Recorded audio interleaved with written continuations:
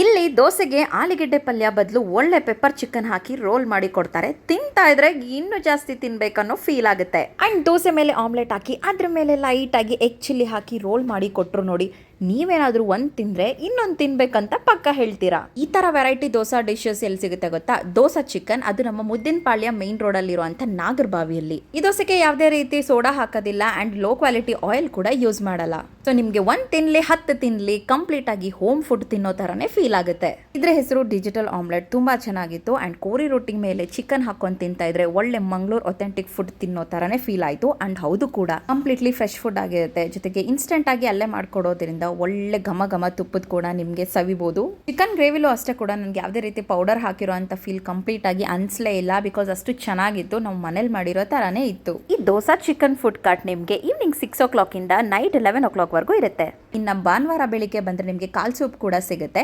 And ಇದು ನೋಡ್ತಾ ಇರೋದು keema dosa. This is one of the best ಅಂತಾನೆ ಹೇಳ್ಬೋದು. ಇಷ್ಟೊಂದು ವೆರೈಟೀಸ್ ಆಫ್ ದೋಸಾಸು, ಅದು ಒಳ್ಳೆ ಮನೇಲಿ ಮಾಡಿರೋ ತರ ಫೀಲ್ ಕೊಡುತ್ತೆ. ನಿಮ್ಗೆ ಯಾವುದೇ ರೀತಿ ಹೆಲ್ತ್ ಇಶ್ಯೂಸ್ ಆಗ್ದಲೆ ಅಂತ ಅಂದ್ರೆ ನೀವ್ ಯಾಕೆ ಇದನ್ನ ಒಂದ್ಸಲಿ ಟ್ರೈ ಮಾಡಬಾರ್ದಲ್ವಾ? ಪರ್ಸನಲಿ ನಂಗೆ ತುಂಬಾನೇ ಇಷ್ಟ ಆಯ್ತು. ಸೊ ನೀವು ನಮ್ಮ ನಾಗರಬಾವಿ ಮುದ್ದೇನಪಾಳ್ಯ ಉಳ್ಳಾಲ್ ಕಡೆ ಇದ್ರೆ ದಯವಿಟ್ಟು ಒಮ್ಮೆ ಟ್ರೈ ಮಾಡಿ. ಇದೇ ರೀತಿ ವಿಡಿಯೋಸ್ಗಾಗಿ ತನು ವ್ಲಾಗ್ಸ್ನ ಫಾಲೋ ಮಾಡಿ.